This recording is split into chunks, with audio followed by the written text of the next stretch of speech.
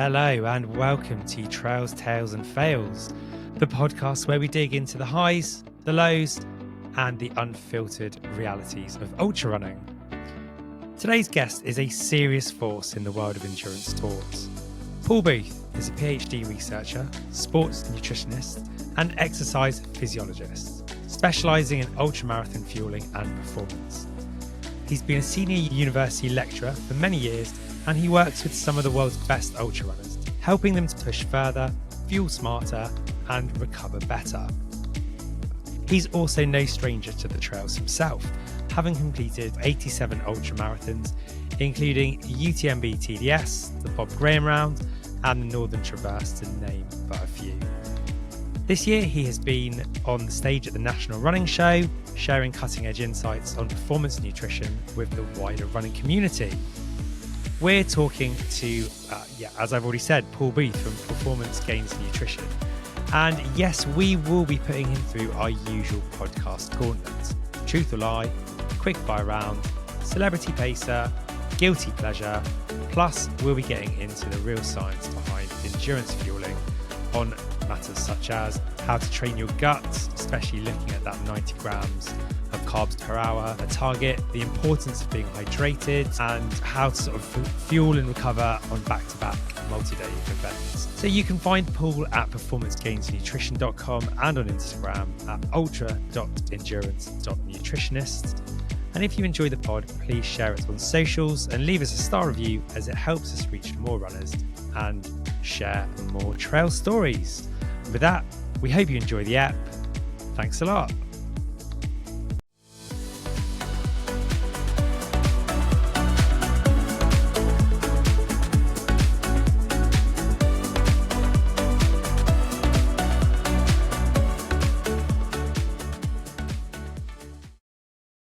Paul, thank you very much for coming on to the podcast for this episode. No problem. Thanks for the invite. Yeah, you've had, from the looks of it, a fairly busy year. You were at the National Running Show, weren't you, at the end of January? Yeah, I had a lot of fun there, chatting on the Bad Boy stage, which was great. Have you done the National Running Show before as a speaker? No, that's my first one actually. Yeah, and in fact, that's my first visit to the National Running Show. What's it like there? Because I sort of on my radar now as the more I get into the running. And what's it like? What's it like? Yeah, I mean, Bad Boy is great, and the stages with the speakers on are brilliant. But before I went, Damien Hall said to me, he said, "You won't like it," and I said, "Why not?" And he said, "It's just a bit like the expo you get at like London or New York or somewhere, and it is just like that." And it's probably, I left the city for the countryside a long time ago, and there's just a few too many people there for me. So I just kind of sat away, had a coffee, tried to buy some new trainers, but it's so busy. I tried one trainer on, then the other one just disappeared, and people were just kind of kicking it about. So I just gave up on it. But it's pretty good. Like I say, they have really good guest speakers there, and you can learn a lot, and it's great for networking as well. So I would recommend it, just maybe not for buying trainers. I bet there's a lot of people watching, and just what's their story and how they got to the point that they are. And would you go back next year? Oh, yeah, definitely. Yeah. And I would definitely make more of the speakers as well, because there's a few people who were on the same stage as me as Bad Boy. There was a girl, what's her name now? Lydia Oldham, who was on just before me. I'd not heard of her before. And I started following her, and she's really interesting. So again, it's quite enlightening. So it's kind of good. You end up in your own little bubble sometimes with the sort of people around you. So it sort of opened up a little bit. And I met a lot of people who were ultra runners, but actually on the track and road scene. Whereas for me, I'm pretty much 99.9% on trails. So that was fairly interesting. I heard Ben and Gary House on one of their podcasts give a bit of a breakdown of it, and it was quite an interesting insight from their point of view as to the experience. But yeah, it's on our list, isn't it? Yeah, I can we've spoken to quite a few people now, and obviously know people through running as well. But you know what it's like. You get so many people from so many different areas of the country that it's so difficult to connect with in person. I guess, as you said, like with the networking, if you've got something like that which can bring so many people from your industry and your interests together to one place, actually it's probably a really good place as sort of a weekend to be able to just have like a bit of a catch up with multiple people. Yeah, it is. And like this time I just went on the Sunday and did it in one day, but actually I would get a hotel and make a bit more of a weekend of it next time. Oh, that's good to know. Yeah. Making notes. Right. I'm gonna ask you, I'm gonna get stuck in with our ice breaking questions. And I'm gonna ask if you could pick anyone in the world, dead or alive, to pace you through the final miles of something like a UTMB or the Northern Traverse, who are you choosing and why? Yeah, I mean, it's a tough one with pacers because it has to be just right. And like a long time ago when I did the Bob Graham round, I realised this. So you come out of Wasdale and the first climb is U Barrow, which is probably the toughest climb on it. And like it was warming up, and you're sort of 2/3 the way around at that point, and you're just not feeling your best. And I got a pacer on there who all the way up U Barrow is like, what do you like doing in your spare time? Do you like football? Who's your favourite football player? And I was thinking, just piss off, mate. I'm really, really suffering here. I just need you to just be quiet. Just be there for me and just let me not answer any questions. So I think there is a kind of fine art of that. And then I was on UTMB once, and similar thing, a guy was chatting to me and I just wasn't feeling it at the time. So I quickly darted behind a tree and stood there for ages to let him go off. And I could see him stop and looking for me. And then he went off as well. And then I remember going back Damien Hall, I supported him, paced him on his coast to coast. And then he wasn't feeling it. And I was just chatting away. And he looked at me like, and I thought, right, I know. So to get someone like would be, it's quite a boring answer, but I'm doing this strategically. Because actually, if I did want someone pacing me, I want someone who knows the score. So, like quite a few years ago, when I was editor of the Fell Runner magazine, did a really good interview with Joss Naylor, where I basically went round to his house and we just sat outside and drank Guinness all day, and he just told me these amazing stories, like saying how he felt he could have been a really great runner. It wasn't good enough it was the best fell runner of all time, but like loads of good stuff. I never published that interview because that month there was actually another sort of short sort of charity interview with Joss, and I thought I can't go dropping mine in there head to head with this other piece. So I've sat on it ever since. So again, if I was going to get someone to pace me, it'd be Joss, just because those stories would see you through. Or again, I've met Killian Jornet, he's really nice. And again, that'd be really good. I realise they're all really boring answers.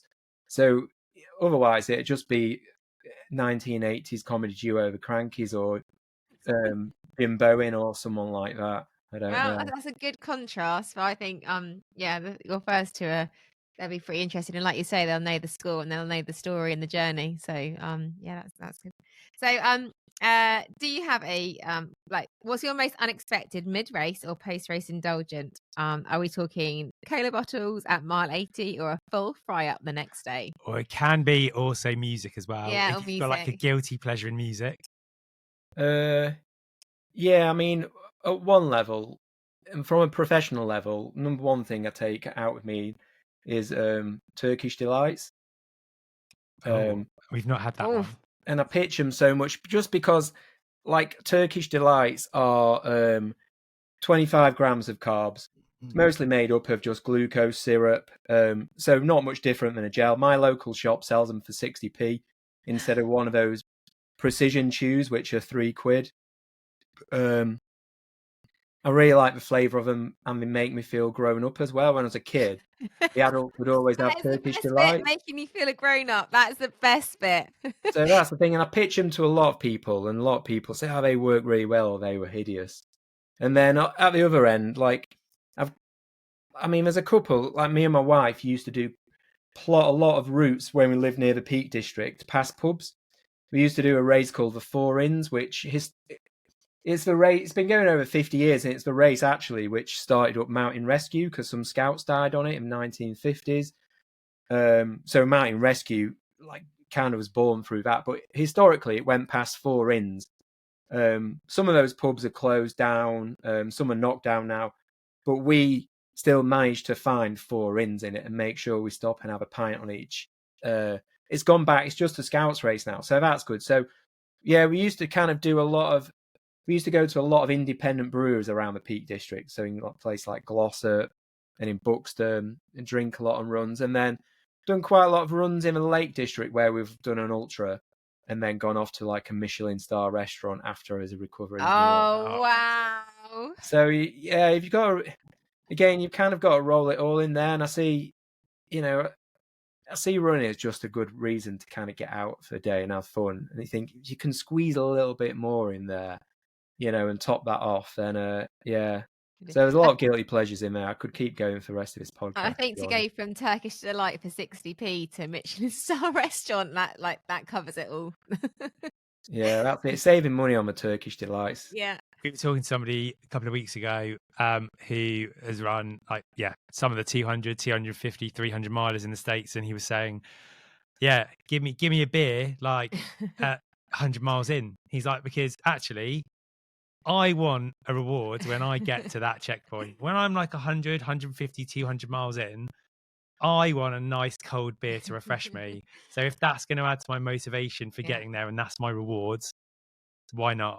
Yeah, well, that's it. A German guy introduced me to it on the UTMB PTL. I don't know if you're familiar with the PTL. It's like it's about 200, 250 miles. It's basically like the big brother of UTMB.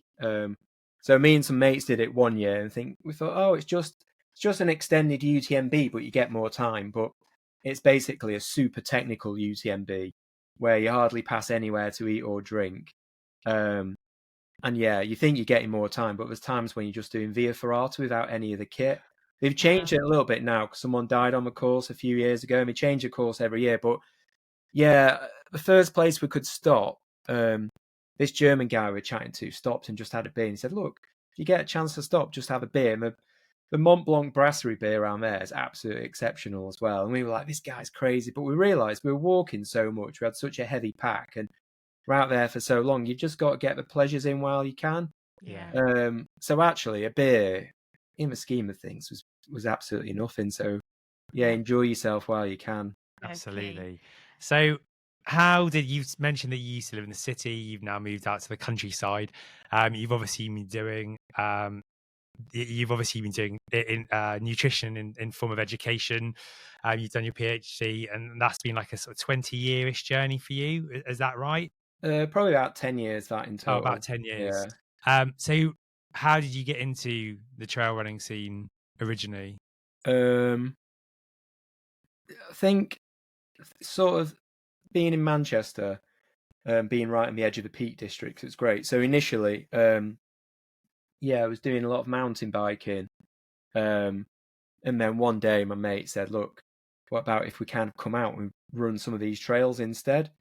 Because I was started doing a little bit of road running later in my 20s, just because before that I was doing a lot of raving, letting myself go quite a lot. And someone said, you realise the body you get when you're 30 is the body you're going to stay with. And I thought, mine's absolutely fat and wrecked, and I don't there's no way. So late 20s, like stepped it up a little bit, started running a little bit more, and then it just built. And again, because it was a Peak District, a lot of trail running, a lot of fell running.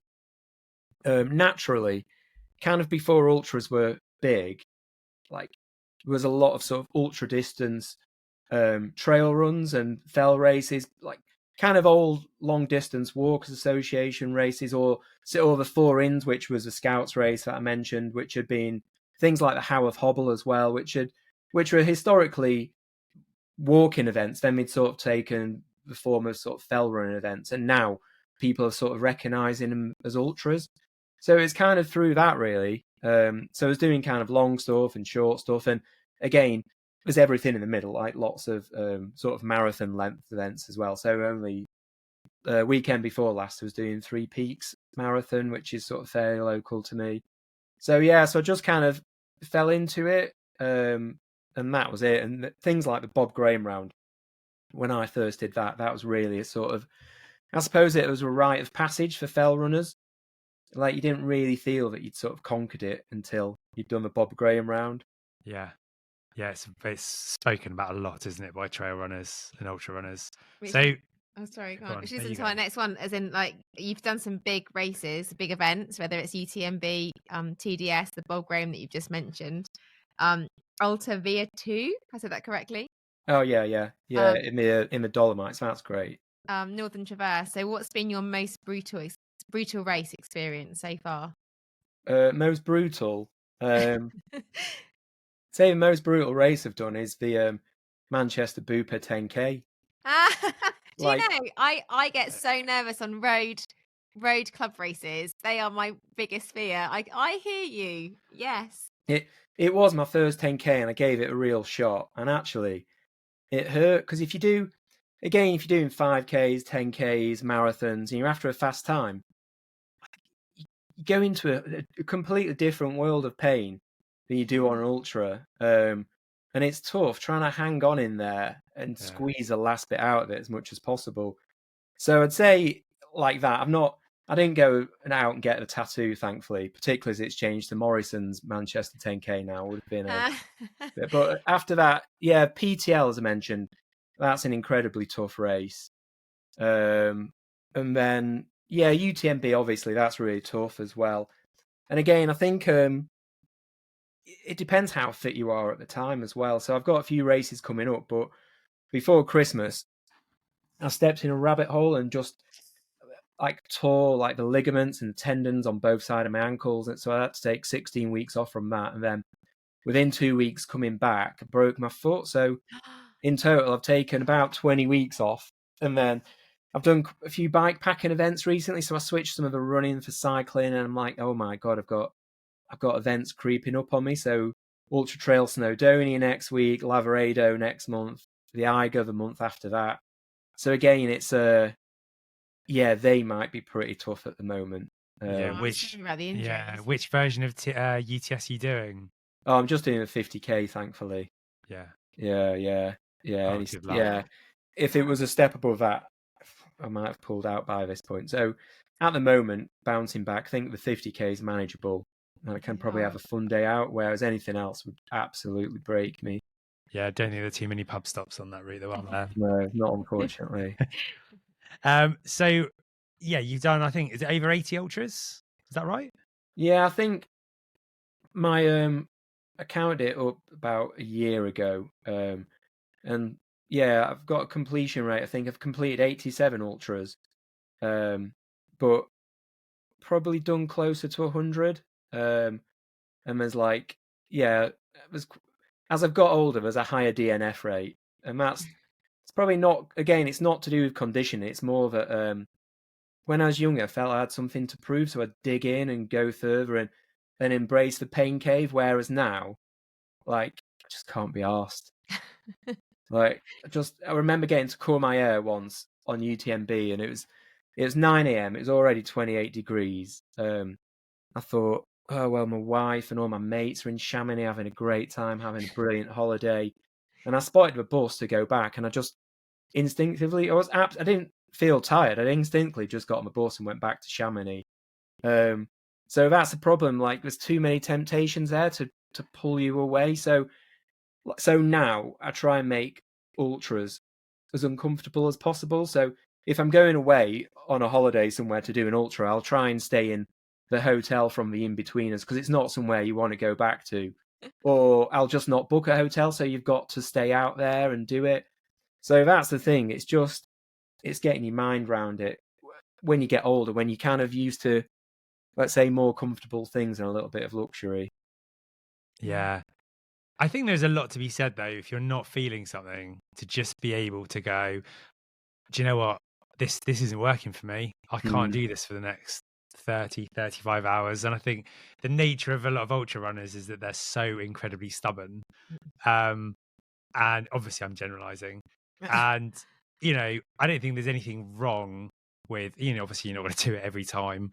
You're not going to go to Badwater or Western States and then just go, actually, I'm just not feeling this. But if you're going to be doing it and it's not going to be enjoyable and it's not going to be motivating, then do you want to put yourself through it? Especially on some of the longer ones, especially if you start carrying niggles, etc. You start getting older, you want to preserve your body. Yeah, there are choices to be made, aren't there? And I think it's important to not just think that you have to complete something, otherwise it's deemed as a failure. Yeah, and that's it. And part of it is, I suppose, the psychology and the control people have got over body. I remember a few years ago on the Old County Tops Fell race in the Lake District, which it's about 34, 35 miles. So technically it's an ultra. It's great. It's really cheap. Get a great t-shirt, nice cake at the end.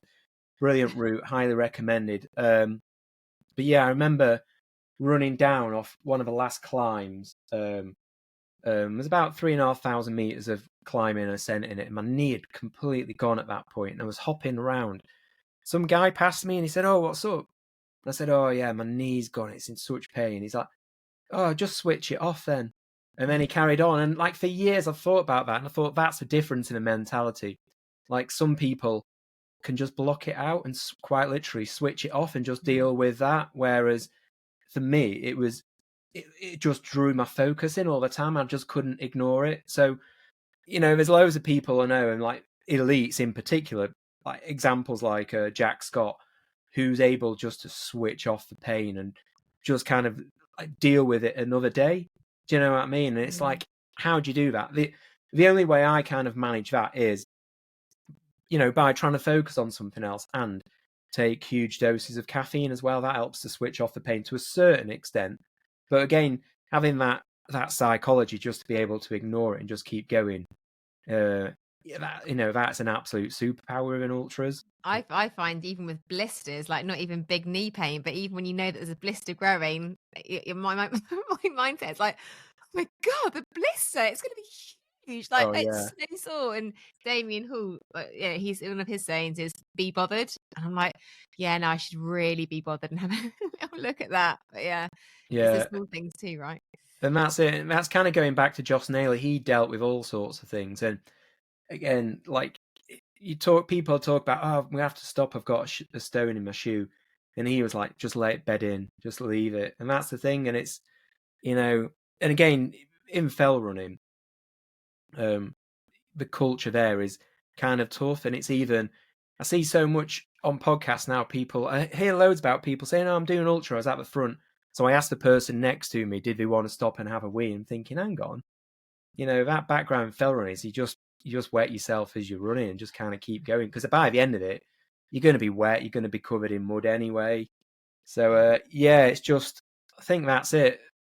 The biggest thing is just dealing with it. And I see that both at professional and an amateur level. Yeah. So what you said about Jack Scott is he's obviously able to deal with pain to a high level, as you said. So his poor hamstring must be pretty painful to have to pull out Cocodona 250. Yeah. Poor guy. And that, so I mean, I read his Instagram post. I'm not quite sure what's going on with his hamstring, but I genuinely believe that he could have won it. Because over the last few months, we've had him in our lab. Okay.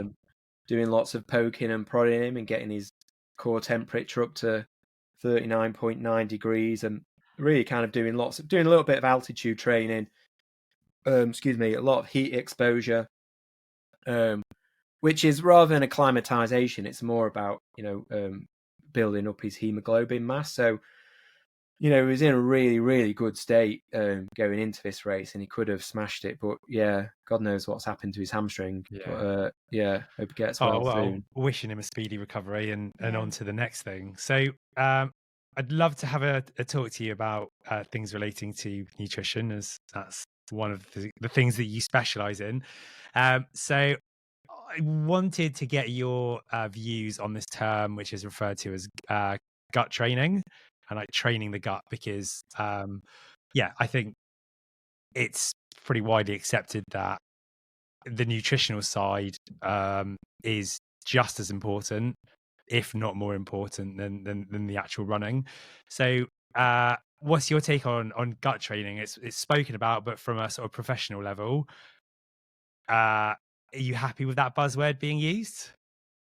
Because like the term gut training is, is as it appears in the scientific literature. So it's fine. Like just, I suppose, just to increase gastrointestinal comfort or reduce gastrointestinal discomfort. But gut training sums it up quite nicely.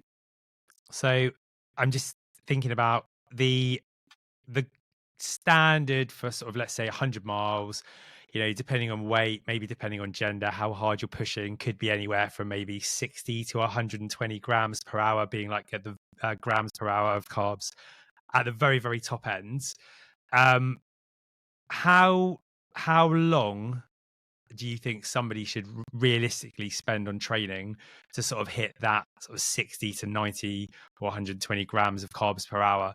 Because what I've noticed is there are a lot of people who are fairly new to trail running, and they sign up for an ultra 50 miler, 50k, 100k, and what they want to do is they want to try and squeeze gut training into the 3 weeks before their events, which obviously is going to lead to all sorts of problems, gastric issues. So yeah, what do you think is a sort of reasonable time frame, and in terms of structure, what might that look like over that time frame? Yeah, I mean, I suppose it depends on the athlete, what they're able to take on. What, like, I suppose, their personal sort of tolerance level as well, and also their sort of standard as an athlete. So again, going back to the literature, so if we're talking about sort of evidence base of this, there's a certain body of literature that suggests that gut training isn't that useful for elite athletes, purely because the gut is well trained already and we're able to deal with it. And again, some of the more elite top end runners I see are pretty good at just taking that on. So Andy Berry, who's got God knows how many FKTs, I think he's got the Lakes 24-hour record. Apologies if someone else got that, I'm wrong, but I'm pretty sure Andy's got it. But yeah, he can just take on loads and it just doesn't bother him at all. So gut training's really important. Again, the literature would suggest that you can feasibly do it within 2 weeks. For me, if I'm working with someone, I'll try and spend 12 weeks on it though, because again, we don't know what that starting point is for somebody. So some people might start like really, really low and struggle with 60 grams, whereas some people might be able to go on straight in on 70 to 80 grams and be absolutely fine. So it just depends what we're building up to, and where they want to be and what the conditions of that race are. So you can do it on a minimum of sort of 2 weeks, but I would say you've got to be training it sort of 5 days a week for 2 weeks. And do we think that 12 weeks is great, and you can put a lot of experimentation in there as well then? Yeah. And for those who struggle for sort of 60 grams an hour, would you be saying sort of at the beginning of that sort of 12 weeks or whatever that period looks like, I'll tell you what, let's not necessarily aim for 60 grams an hour. Let's maybe do a couple of runs in the week where you might be looking at 30, 40 grams an hour. And then maybe on like your 90 or 2-hour run at the weekend, let's go for 40 or 50, and then just like incrementally building it up as the weeks go on. Yeah, definitely. Yeah, that's right. And again, at the start, it's simply, getting someone to eat what they can, whatever there is tolerable for them, what they feel comfortable with, rather than sort of throwing them in the deep end too soon. Because again, gut training is about putting yourself out there and actually putting yourself in a perspective where you will get gastrointestinal distress. We are trying to put a heavy load on the gut.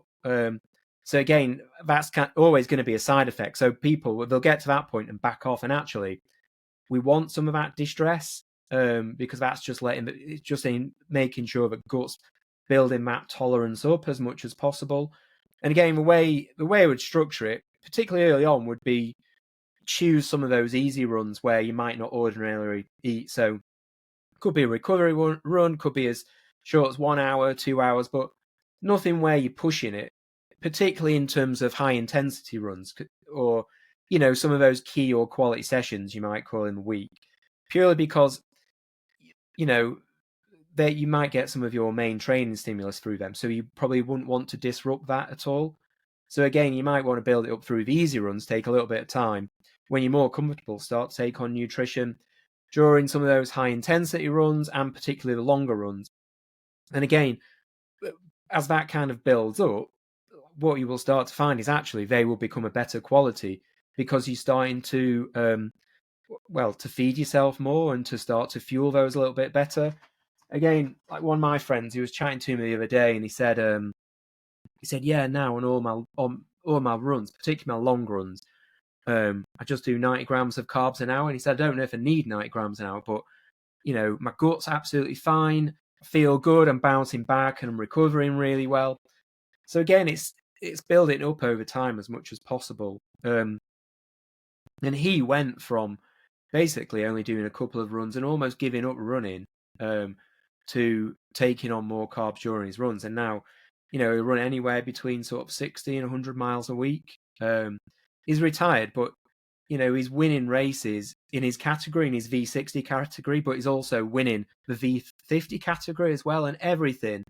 He's doing UTS with me next week, actually. He's got a load of he did UTMB last year. But again, all that is through fueling. It completely changed everything. Yeah.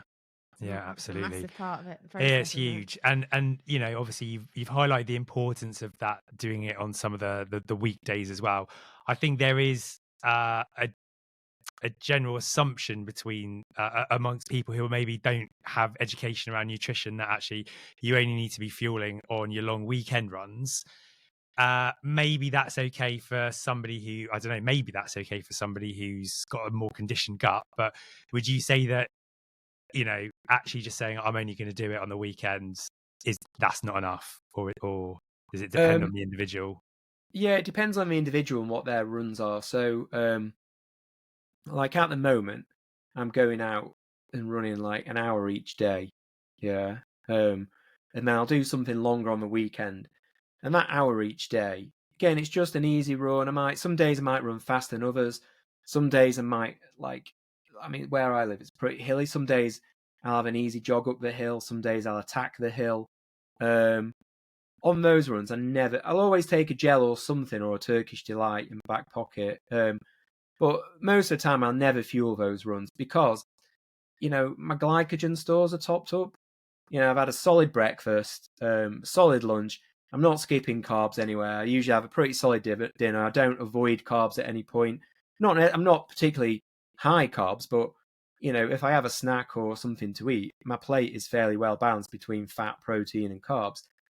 And I know that I'm not running particularly fast, so I'm not or doing big durations at the moment. So I'm not really depleting my glycogen store. So I've got enough endogenous fuel in there to fuel me for all those runs. On the weekend, if I'm going out for like a longer run, which might be 4 hours or more, let's say, I'll fuel on those runs because I don't want to be fatiguing towards the end. I want the run to be the same quality at the end than it is at the start. And also, I want to ensure that I'm still enjoying that run and not feeling feelings of fatigue later on. So again, it depends on the individual and what their training load is like. Again, depends on the intensity, the duration, things like that. Got lots to yeah, lots there is a lot to consider, and there's often people say, fuel yourself with what you're motivated by. So don't be trying to put in food, even though it might be a very good option to have for getting carbs in or carbs and proteins in, if you don't really enjoy it, because you're not going to be less motivated to eat it. When you would talk to a client, would it be very much sort of okay, what are you motivated to eat and what do you like? And then we'll work with it from there, rather than you sort of producing something and saying, this is what I think would work well, or is it sort of a hybrid approach? Yeah, that's right. Hybrid, a little bit of both. Early on, it would certainly be, it'd be a mix a little bit early on. So it'd be to initially start, again, depending on what level we're starting at. If we were starting at the bottom, it would simply be have a snack and then go for a run. And then that would turn into, have a medium-sized meal and then go for a run. So what's it like on a full stomach? Trying to cut back on fiber a little bit. And then, again, it would start with maybe bars or chews or something. And then we would kind of turn it around a little bit, put in more gels, just because gels are handy. And also, gels are what you're going to take on a race. And some people say, oh, I don't like gels. And like my answer is deal with it. You know, if you want to race well, get used to taking gels just because it's so handy. But then from that, I would kind of go back and start to add a little bit more real food. So I put various wraps in and things like that, and think about what some of the food might be on somebody's target race as well, and see how they can deal with different foods. So foods which might be slightly higher in fat, for example, which is going to slow down the gut a little bit, but still works for gut training. There's a paper came out only a couple of weeks ago about that, you know, lots of different types of foods will allow for that. And then there might be other times as well when we potentially might put more fruit in or more sweets, which are higher in fructose, to get someone a little bit more used to fructose as well. Because again, any gels you're going to take are always going to be a mixture of glucose and fructose, and together they're more harmonious, let's say. But again, if you're taking on something a little bit higher in fructose, but I think for about 11% of people, it can create more problems. So you can actually build up a gut tolerance to that a little bit more. So again, it's just looking at some of the problems we might encounter, some of the feedback from athletes on that, and then we would shift it around. For some people, you know, we can skip loads and just start like quite far along that chain, whereas for other people, you know, we're starting at quite, you know, we've got quite a low bar, which is fine, because on that 12-week journey, let's say, they get to test out loads of different gels and different drinks formulas, and I get people to make their own and test different foods and things like that. And again, that all works out really well for somebody's education in terms of what they might like and what they might want to take on the race. I mean, there's one guy I was working with, and when we got to the point where we started to add more real food like wraps, he really liked them, so he ended up taking them out on every race, and he was winning loads of races basically just eating wraps, because they're great, because you can put a filling in a wrap, you know, a tortilla wrap has got roughly sort of 40 to 50 grams of carbs in there, so it's really easy to eat, not very filling, so not very satiating. You get the white ones, they've not got very much fiber in as well. And again, if it's Mexican night in my house, I can smash 6 of those back to back easy. So, you know, I'm getting a massive hit of carbs. So just finding things which are easy to eat, tolerable, and you're going to enjoy. But again, I'm trying to push people down the drinks and gels route, because it's just so much handier. Yeah, it's on the hydration and gels. We were discussing that we think hydration is often overlooked. I don't know if it's often overlooked, but I think it can often be overlooked in like cooler environments. Yeah. So yeah, it says how can runners gauge hydration needs when thirst cues might be dulled? So first of all, there's this whole notion of like set a timer to drink or drink to thirst. I would say Sarah drinks to a timer, because she's possibly, you wouldn't mind me saying, not always that responsible with fueling. Ouch. Again, would you sort of choose one or the other, or would you again have a bit of a hybrid approach on that?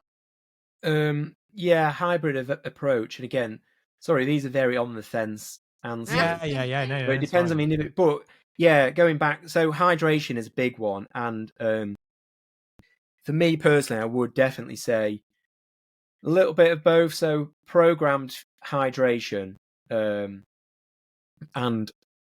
like to give yourself a ballpark figure, yeah, and then from there you can sort of, if you're drinking to thirst, yeah, that thirst response, you know, is due to the increase in osmolality of your blood. So that shows that you're already in a dehydrated state. So we want to be avoiding that.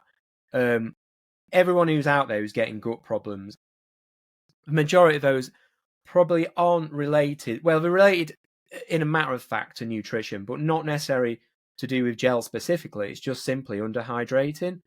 So again, hydration, I always put before actual nutrition. So it's figuring out, you know, how much you need to drink and what your individual sweat rate might be under different conditions. So somewhere behind me, I've got the Timothy Noakes book, Waterlogged. And again, Matt talks about drink first. So again, anyone who's kind of following that protocol, following Timothy Noakes. And I'm not sure if that's a wise thing to do anymore. He was a great scientist at one point, but anyway, I'll leave that one there. But like, I mean, what I do with athletes is get them to essentially create a data set of what their sweat rates are. So every time they go for a run, simply looking at the humidity levels, the intensity that they're running at, the duration they're going out for, how much they're taking on during that run in terms of gels and drinks, how much they might be urinating as well. And again, from data I've collected, it's usually about 200 milliliters, the average wee. So you can always sort of factor that in as a bit of a ballpark. And then, I'd be looking at wind speed, things like that, what the temperature is, building up a huge data set. And then I would double check that with a little website called, Sweat Rate Calculator, where you can program all this in. It'll give you some details. So again, I'll kind of cross-reference that as much as possible to sort of get a ballpark figure. And then I'll send someone out and we'll try that out in the field and see how they feel. If it feels like quite a lot for the gut, or if there's any sort of side effects on that. And usually we'll be in the right area. But again, on a race, that's going to change so much. So I remember, again, going back to UTMB one year, I started in Chamonix, it was 30 degrees. And then in the middle of the night, I was like waist deep in snow pretty much, and it was -4. So obviously my sweat rate had completely changed. So I had to readjust it then. So again, it's having an idea of what you might be sweating at different points. And most people, I'll speak to people who've just done like a 12-hour ultra. I'm like, how much did you have to drink on the ultra? And be like, I had a bottle of water. I'm like, oh, brilliant, an hour. No, during the race. I'm like, that's why you got gut issues. So again, it's something that everybody forgets. And it used to be this old sort of motto of people said, oh, well, put your nutrition in your pocket and just keep your drinks as drinks or electrolytes. And I always say, no, do a mixture of both. Put your fuel in your drink, because then if it tastes nice, you're more likely to drink it. And also, if you think I need to fuel, you're likely to drink your drink more. And then just top it up with gel, so you're not eating a gel every 15 minutes or half an hour. You can set your watch to it and maybe do it every 30 minutes or an hour, but have that kind of little background carbs going in through your drink. And again, see what your sweat rate is. Part of that's going to be depending on, again, conditions, the intensity that you're planning to run at, your weight. So for me, I'd quite often set a ballpark of about 600 mil an hour as a starting point. But then for some people, depending on how fast they're going to run, that could go up to 1.5 litres to 2 litres. And it depends on how much someone is heat acclimatized. So again, that's a big push that people are making now. Everyone's going out in like heat acclimatization, kind of hazmat suits. People are taking hot baths. And what we see in the lab, got a guy in recently and he was doing, what's that crazy one in America? Bad water. And at the start of the week, we had him in the lab running for an hour and a half at 40 degrees.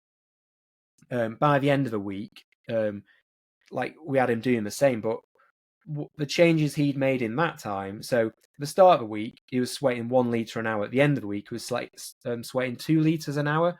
So his body had adapted. It was actually sweating more to keep him cooler. His core temperature had actually dropped by a whole degree. His sweat had less sodium in it as well. So you're making these adaptations. So again, if someone's collected all that data, let's say they've done a little home experiment, and then they've gone on a heat acclimatization protocol for a week, then actually that could be out because you're going to sweat a lot more. So again, if you're doing that, you want to be drinking more, because if you start to drink less and you get dehydrated, and actually your sweat rate's going to drop as well, and your core temperature's going to go up. So there's more chance of getting gut issues there.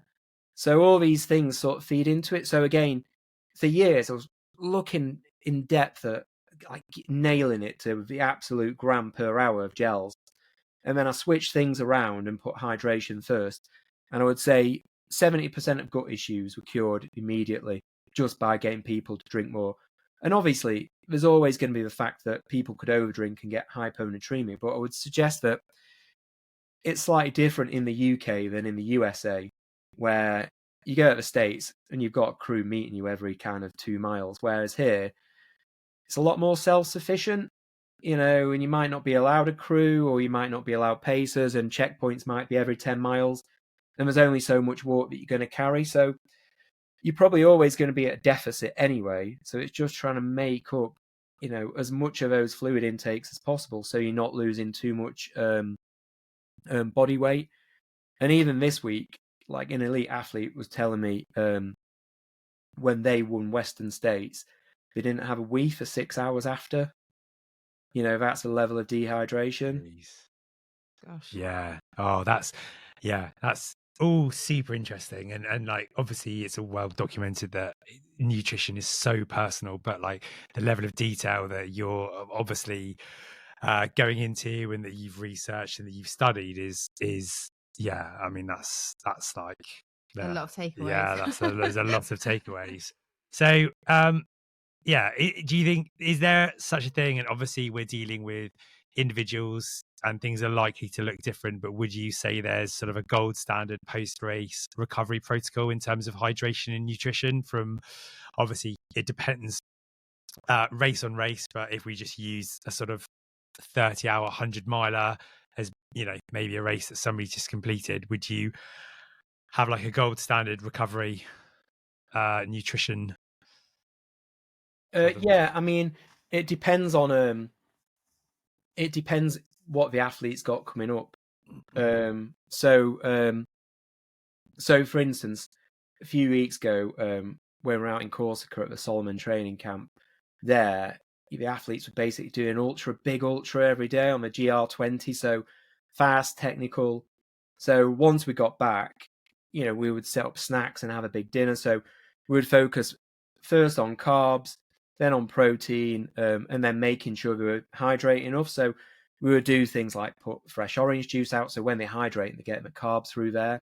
So again, the gold standard really is, like, if you're going to follow the science, to consume about 1.2 grams of protein per kilogram of body weight per hour for sort of the 4 hours after that event. So you're just trying to top glycogen stores up as much as possible. And if you're unable to meet that, then putting some protein in there and some caffeine will help that a little bit, because you'll increase, if you put protein in, you'll increase the amount of insulin, so you'll be able to take on board a little bit more of those carbohydrates. And again, thinking about fluid. So if you weigh yourself before the run and then you weigh yourself after and you realize you've lost like 2 kilos, ideally we want to put 150% of fluid in that you're going to sip for the rest of the night, purely because we want to replace that by 100%. But also you're going to pass some of that out in your urine as well. So again, that might well look like, sipping on 3 liters of fluid for the remainder of the night. Again, that's going to restore glycogen levels and get someone to bounce back the next day. For me, if I just run 100 miles in the evening, well, straight after I would, I'd try and eat, and then in the evening I'd get something I really enjoyed. I would celebrate, would certainly make sure I've got protein in there and carbs. But actually, if I've just done 100 miles, I'm probably not going to run for a week after. So it doesn't matter as too much. I'd say the only thing is, I probably wouldn't drink too much, because again, that might affect some of the adaptations a little bit that I'm getting through that. So again, it just depends what's kind of going on the next day. So if you're bouncing back, if it was a multi-day event, for instance, yeah, like the second I finished, I would probably be taking a sports drink immediately. And again, it depends on someone's hunger cues as well. Could take an hour or more for those to bounce back. So if not, just get another carbohydrate drink down your neck, and maybe avoid protein for the first hour as well, because that's going to fill you up a little bit, and then start taking protein on a little bit in the second hour. Again, if you look at cycling, professional cyclists doing the Tour de France, they'll finish.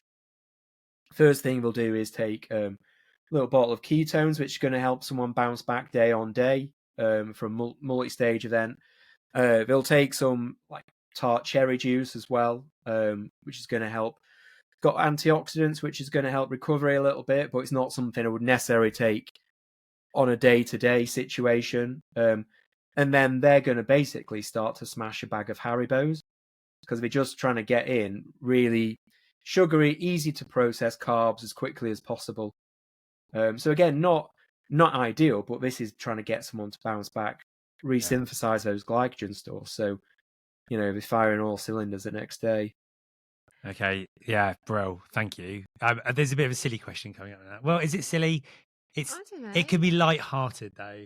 Okay, so you have helped athletes of all levels, and athletes chat, and there's lots of stories that develop and become bigger and bigger, and versions become bigger and bigger. So our question is, what's a nutrition myth that you wish would just go away? Let me think. Nutrition myth that would go away. I mean, there's quite a lot. I mean, there's a lot. Yeah. Do you get a lot of people saying to you, but I read in a magazine? Yeah, I mean, like, this is the thing, you get it loads where, like, you get someone just talking nonsense. But even this week, I was like, again, like, either like what I see at the very top at the absolute elite levels are some of the issues that I see with people just starting out as well. Like, you'd think it'd change a lot, but it doesn't. And even this week, like, a top runner still worries about taking on carbs because they feel it will make them put body weight on. And it's like, what? This is the thing that's fueling you. This is so important. So again, there's still those kind of myths around that, and again, there's a lot of talk around that and body weight and things, and just think, what on earth's going on? I think it's because some of those myths are so strong, and there's still a lot of people kind of talking about them. I'm sure social media doesn't really help with the share, just in how easy it is to access these things and to share and for it to spread, right? Yeah, exactly. And also things get misunderstood again purely through social media. It's like as an example, I was giving a lecture to some nutrition students a couple of weeks back, and we were talking about Chris Froome's famous breakfast from the Tour de France, the breakfast that made everyone go low carb. But it was one picture, and what Chris Froome put on that picture was, "This is my rest day breakfast." It was his rest day. It wasn't a big day. If you looked at his breakfast when he was actually racing, it was absolutely, you couldn't squeeze any more carbs in if you tried. But people kind of take these things, and people are always looking for something a little bit different. Unfortunately, most of the time, the truth lies in the absolute basics, which is quite boring. But it's sort of, if you get the basics right and then you do them well, then actually 99% of it you've got it absolutely nailed. Anything else is just the icing on the top of the cake. Regardless of what level you're at. And again, these myths are perpetrated at every level. But again, it's because it's easy for people to make money off it, or someone will tell you one of these myths and then try and sell you a supplement to resolve whatever that is, and most of the time it's not going to work. There are myths out there. Yeah, I think it's easy as well for people to have a fixed mindset, and then also use the internet to find resources which will like validate their mindset as well. So that's also reinforcing their fixed mindset even more, because there's just so much out there. Yeah, and that's it. As another example, people are going nuts about magnesium at the moment. Yeah, and actually, all the things they claim for magnesium will work if you have a magnesium deficiency. Yeah. So if you've got a good diet, like an optimized diet and it's not difficult to meet your magnesium needs through your diet. If you meet those needs, then you do not need any supplements, because it's not going to make any difference. Apart from you might over supplement, to a toxic level where you'll get like major gastrointestinal discomfort. But just taking a magnesium supplement is not going to do anything, so long as only if you've got a varied diet. If you're doing something and that's working for you and go, wow, I feel different, then actually take a step back and look at your diet and think about, right, actually, I need to add a little bit more magnesium to my diet. Yeah. Interesting. Yeah.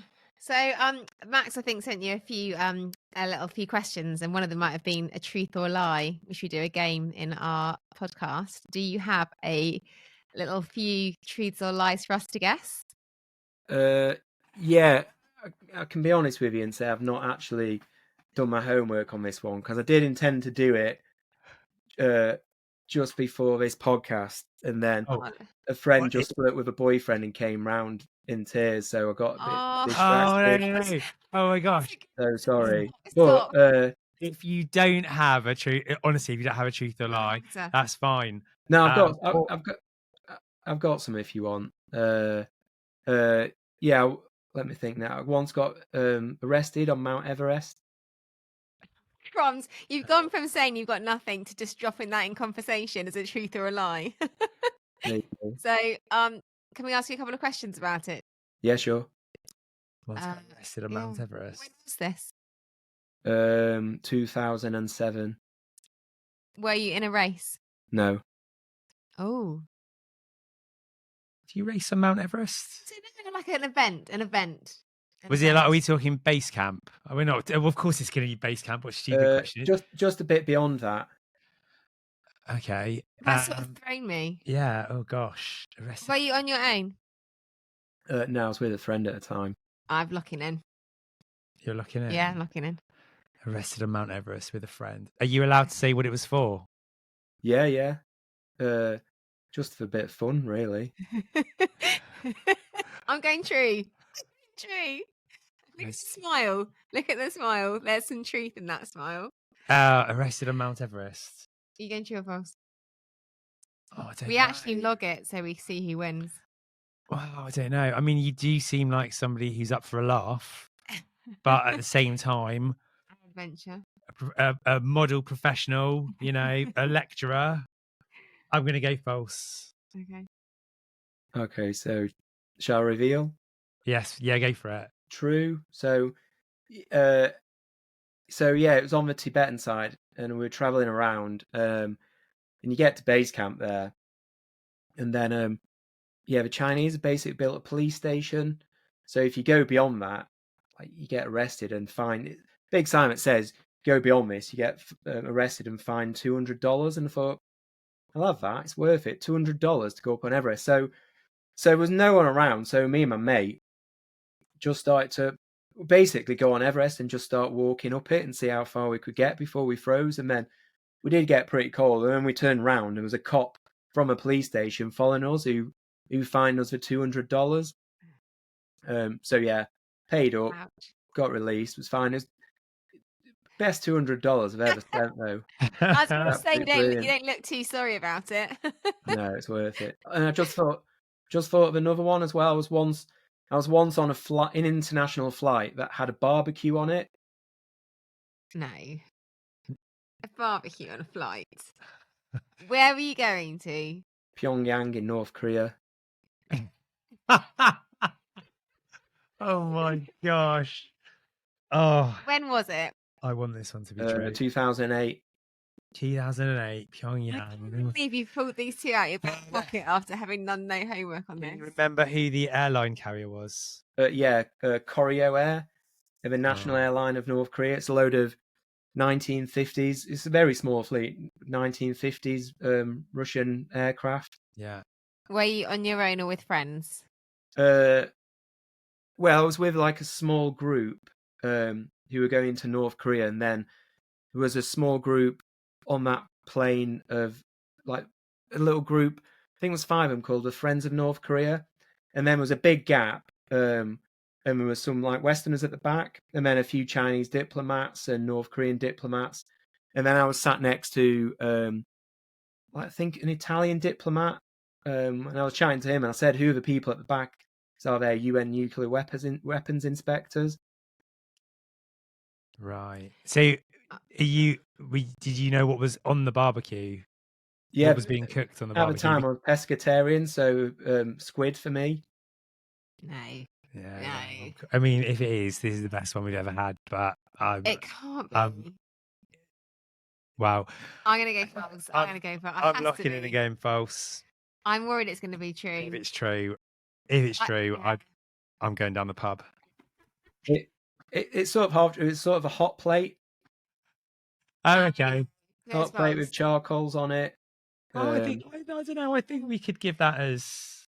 I think that's predominantly true.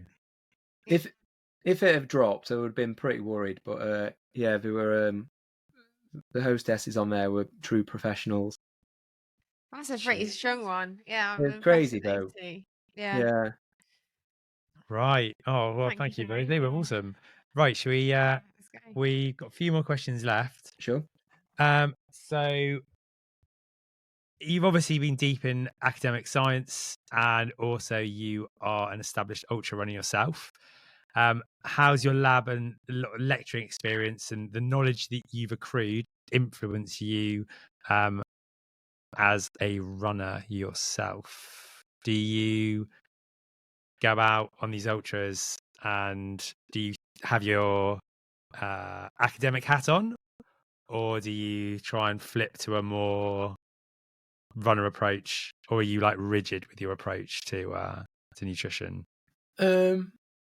No, I'm not rigid really. Like, obviously, I have an idea what's going on, but then sometimes I might change it around a little bit. And again, as much as I'm kind of giving other people advice, I don't necessarily always follow that, which I don't know why. But yeah, and again, I'm kind of last minute, so I've just bought a load of gels and stuff now for my wife's racing on Saturday, and then I'm racing the Saturday after. So I'm like, oh God, what should we take? So again, with gut training, things like that, you know, a race will creep up on me. I'm like, oh my God, I've not done any gut training. I've not had a gel for ages. And yeah, so a lot of things I'm telling other people, I'm not really doing myself. And also, again, like looking at the science and doing studies around it, the deeper you go in, the more confusing it all becomes.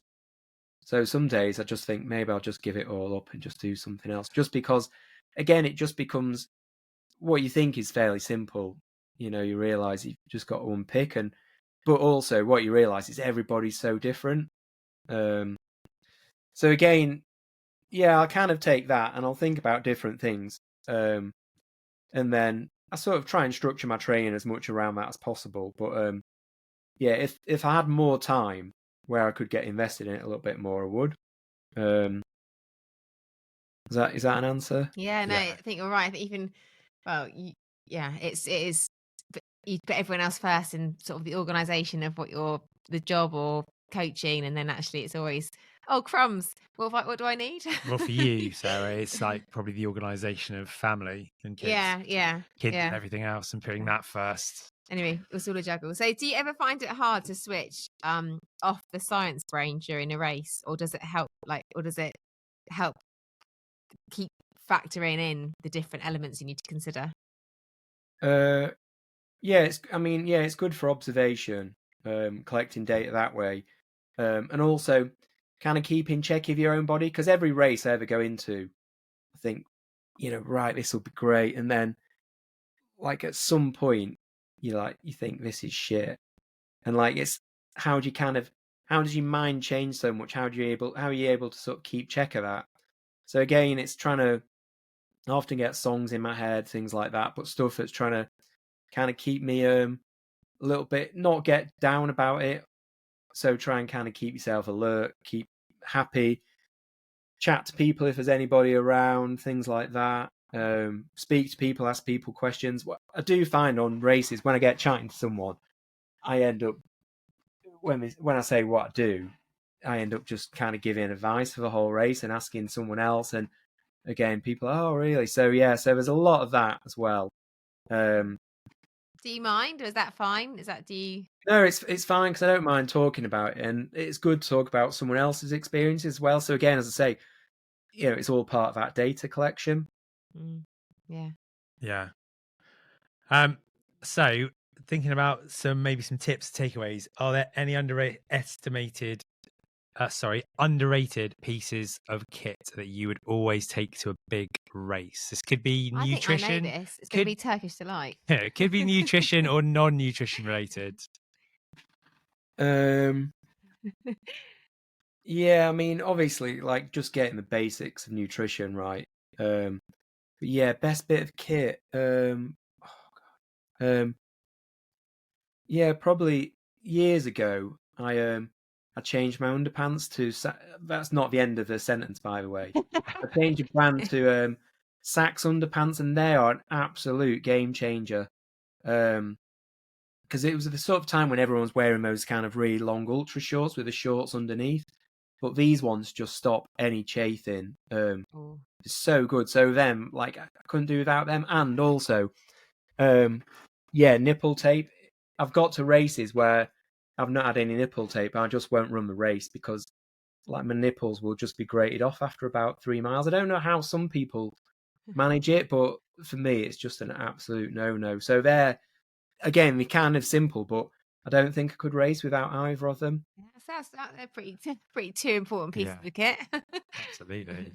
So, what advice would you give somebody training for their first 100-miler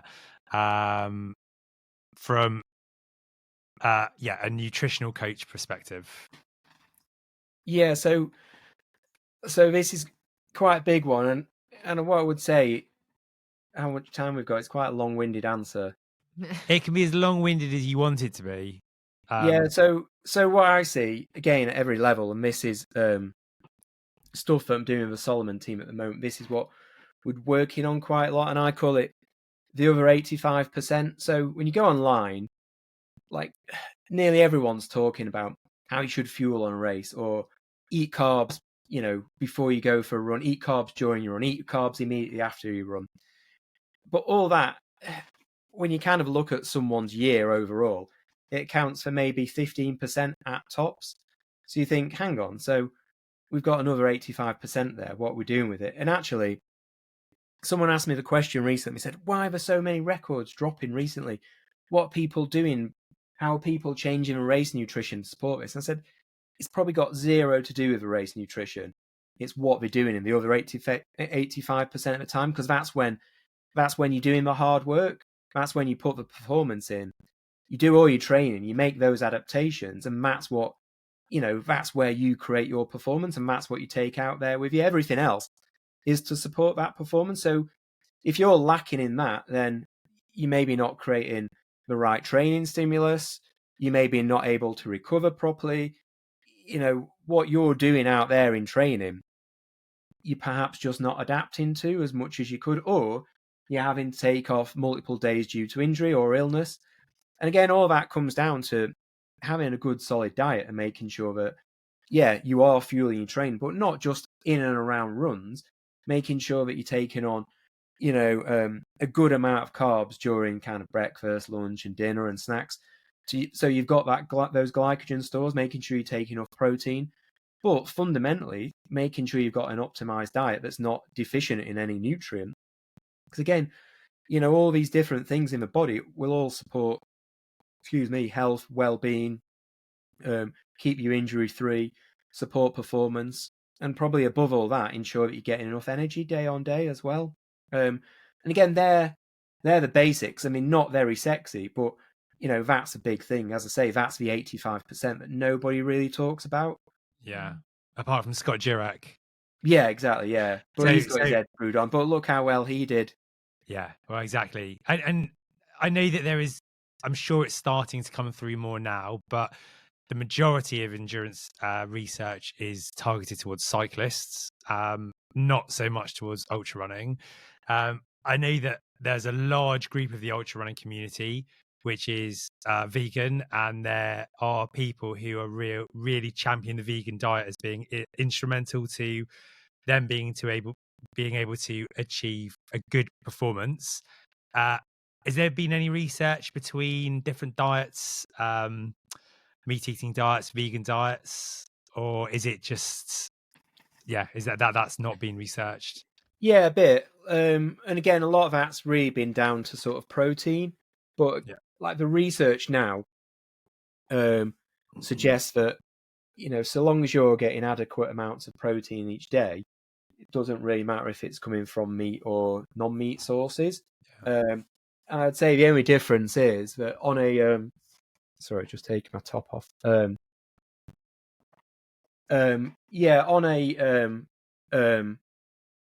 On like a meat-free diet, you probably just maybe need to up your protein intake a little bit more than what your targets might be.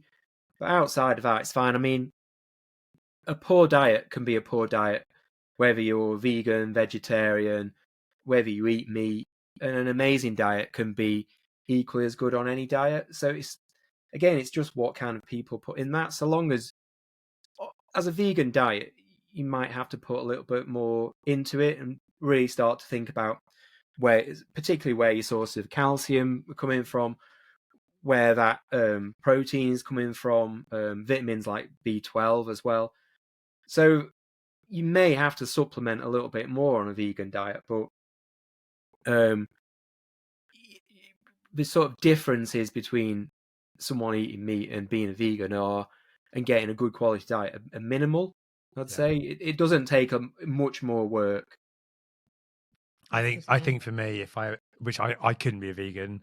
I respect people who are. I think it's great. But I can imagine there would be far fewer temptations of having a vegan diet than there would be having a meat diet where you can consume dairy, because it's just the little things, isn't it, that you can have, like a bit of chocolate or a bit of, The temptation. overeating the wrong types of foods. So you mentioned earlier in the chat about you got a few races coming up. So what's have you got any big ones later on in the year? Have you got any new ones? Have you got any ones you're thinking, oh crumbs, that's going to be massive? So a few 50Ks, a few more bikepacking races, then the Eiger 101, which is 60 miles, which is in July, and then I'm not signed up for anything after that. After that, I'll be probably in Chamonix for most of August working. Are you with Solomon? Yeah, so I've got working with Solomon, so they've got their training camp at the start of August, and then quite a few runners in UTMB, and then I've got a few private clients as well who are in UTMB. So I'll be going over to maybe give some support, maybe do a bit of crewing, cheer people on. Amazing. And have a good time myself. I love it out there during UTMB week. Yeah, I'm looking forward to going. Yeah. Sarah's going next year as a runner, and I'm very much looking forward to going out there and experiencing it.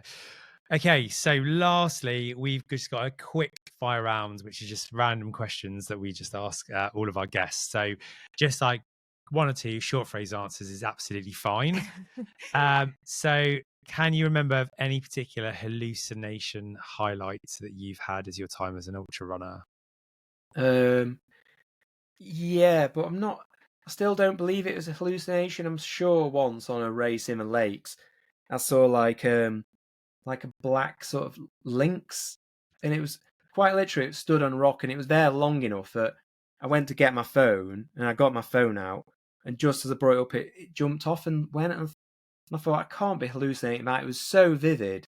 But anyway, after it, I thought, I checked loads of newspapers and reports. There was no reports. And I thought someone else must have seen it. Oh. And I thought, because again, I've seen loads of little hallucinations before, but this one was just a step beyond anything previous. Barbecue on an aeroplane, was that hallucination? Yeah, that might have been. Getting arrested. And again, that might have all been part of some kind of Manchurian Candidate style plot that I'm unaware of. That I just need a trigger word, and I'll go. Well, anyway, for those who've not seen the film Manchurian Candidate, I'll leave the. Not yet. Right. Dream race still in the bucket list. Dream race. I've done quite a lot of big races. Like I've done like CCC, UTMB, all those. The only one I'd like to do that I've not done is, I suppose there's two. Western States 100 that I've tried to get in numerous times and never been successful. And I'd quite like to do the Mount Fuji race just because Japan's awesome. Yeah, any excuse to go to Japan and that'd just be brilliant. Just get food there's great. You get treated so well in Japan. Those two definitely, they're top of the list for sure. Like an awesome race. Okay, music, podcast, or silence on a long run, training run? Yeah, silence. Yeah, wow. I did music for a long time, and what I find is when you put music on a podcast to go running with, it's a bit like going shopping when you're not hungry. So you'll be sitting there going, oh yeah, like Smiths are my favourite band. I'll put a load of Smiths on, and then you run in, and all of a sudden, like Girlfriend in a Coma comes on. You're like, oh, this like it takes you out of the moment. So yeah, it's always a tricky one that. So now I just go in clean, basically. No music, nothing, just the sound of nature. Yeah, lovely. Advice to your younger self before your first ultra. Don't do it. Don't do it. Yeah, that's fair. They're young. Yeah, right. That's it. Next Yeah. question. Your personal favourite post-race meal? Yeah, I mean, probably do like to go out for dinner after it. Like after a race, I like to make the most of it and celebrate for the rest of the day. Like, so it's like a big event. I try and ride it out for as long as possible. So I'll always go out for dinner. I'll rarely kind of cook at home. So yeah, again, keeping it simple, but like you might go, there's a good pub near me which does really good traditional sort of pie and chips, or I might go to the Chippy or something. Where I live, like there's very little of anything because it's a small Yorkshire village, so any treat is good. So yeah, pizza, chip shop, curry, things like that. If I'm abroad at a race, then if it's in Chamonix, for example, if it was UTMB, then I'd be going out and smashing the fondue that night without a shadow of a doubt. Yeah. Well, I've got to be honest there. There's not one meal you mentioned there. Well, what about you? What would you eat then? Pizza. Yeah, pizza's always a good one. Yeah, pizza, beer, and ice cream would be the. Yeah, I'm too indecisive. Yeah. And on a race as well, like, you know, I've crewed for people on various races, and even when I'm crewing for people on races like Tour de Giants, get pizza out. I've never yet seen anyone refuse pizza. Yeah. No. And again, it might not be the most perfect race nutrition, but the most perfect race nutrition is actually the nutrition that someone will eat. So if someone's not eating anything else, but they eat pizza, that's great. But I have yet to see anybody refuse pizza. You've got to be in a dark place not to eat pizza. So yeah, it is very good. It was like we were listening to Susie Chan's book in the week, and she got the idea from Dean Karnazes about ordering the pizza whilst on the run. So Yeah, I think she was saying, was it the Thames Path? She ordered a pizza at like 11 o'clock at night on the Thames Path, and just pizza just seems to be the one. Hot or cold racing weather? If you had to run either a hot or a cold race forever, would you go hot or cold? how cold are we talking? We're talking Spine. We're not talking Arctic. Well, Spine. yeah, okay, yeah, Spine. Wind Spine. Yeah, probably hot then. Like we're talking hot, bad water hot. Oh, that's like that's a bit brutal. Spine was quite extreme. Yeah, I mean, I'm all right dealing with the heat, but with a spine, this weekend just gone, me and my mate went bikepacking for the weekend. So we took in, where I live, a Pennine Way is only about 10 minutes, and went into Teesdale on the other side of the A66. And the Pennine Way there is shocking. I thought, oh my God, I would never want to run this in the winter. And that put me off ever doing the spine, regardless of the weather. But again, I suppose in the cold, at least you can control your temperature by layering up. I suppose in when it's really, really hot, like it's difficult to kind of keep cool. Yeah. I think he's possibly sitting on the fence on that one. Yeah, I don't know. Yeah, I mean, like if it was a choice between the spine and bad water, it'd be spine every single day. There we go. Paul, I know you've got a very busy calendar with what you do as Salomon and pre-existing private clients. Are you currently taking on private clients? I'm not taking anyone at the moment just because people keep messaging me. I keep forgetting to message them back as well. So apologies to anybody who's listening to this who's messaged me. I will get round to replying.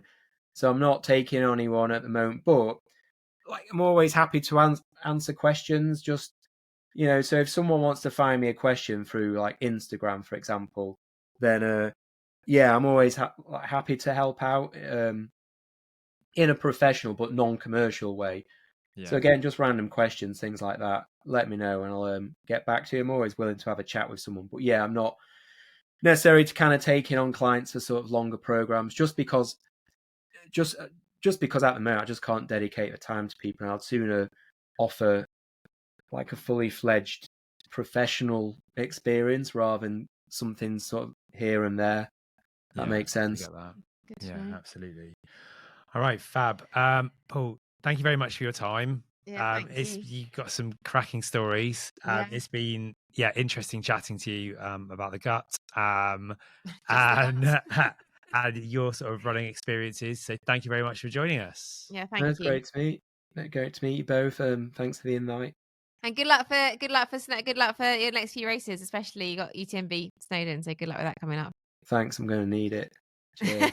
You'll be Take fine. everything I can get. See you. Bye. Cheers. Cheers. Thank you. Bye.